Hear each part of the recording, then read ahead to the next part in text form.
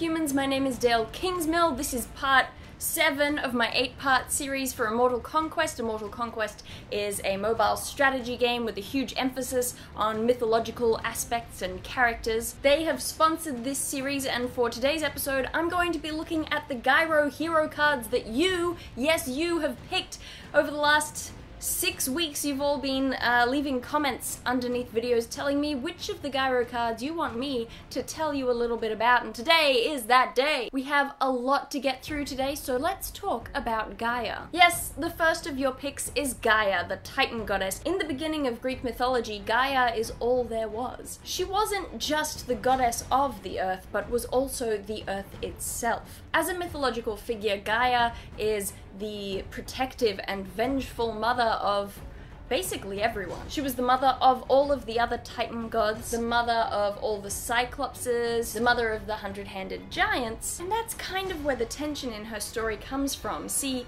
Uranus, another of her children, he became king of everything, and while he awarded different planets and areas of rule to all of his Titan children with Gaia, he wasn't nearly so fond of the 100-handed giants or the Cyclopses, and so he imprisoned them in Tartarus, which Gaia didn't like. So Gaia convinced her Titan son Cronus to usurp the throne from Uranus. Number 2 from your picks was Hestia, the Olympian goddess of the hearth. Now Hestia was the firstborn of Cronus's kids, and in a weird way was also the lastborn, because when she was thrown up, she was the last one to come out. Hestia would always be the first and the last of the gods to be honored. What a goodie. Honestly, Hestia is quite possibly my favorite of the Olympian gods. She was not only the goddess of the hearth, but also of familial relations, which made her a very important centerpiece in Greek culture. You know, it's said that when you hear a fireplace crackling, that's the sound of Hestia laughing.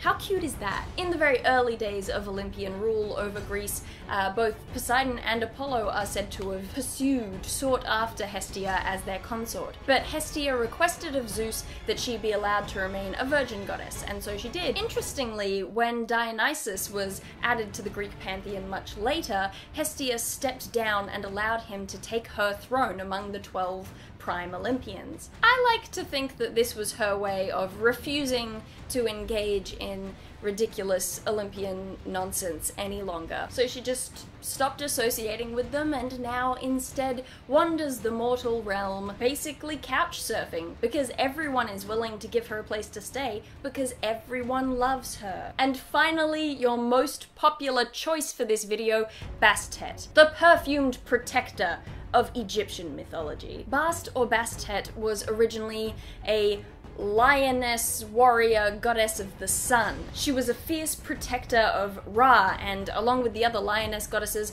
was depicted as fighting off Apophis, the giant snake, who was the enemy of Ra, who would try to stop Ra from traveling across the sky with the sun every day. However, her domain was predominantly recognized in Lower Egypt, and when both Lower and Upper Egypt combined in later ages, they had a lot of gods who shared similar imagery and similar domains who most often were combined. This was not the case for Bast and Sekhmet, who was her equivalent in Upper Egypt. Because both goddesses were so important to the two halves of Egyptian culture, they, instead of being merged, were separated into covering different areas. While Sekhmet remained the lioness warrior goddess, Bastet instead took on the imagery of a cat goddess, and more specifically the role of a protector. You guys made great choices for this video. This was so much fun to do. Also, whoop whoop!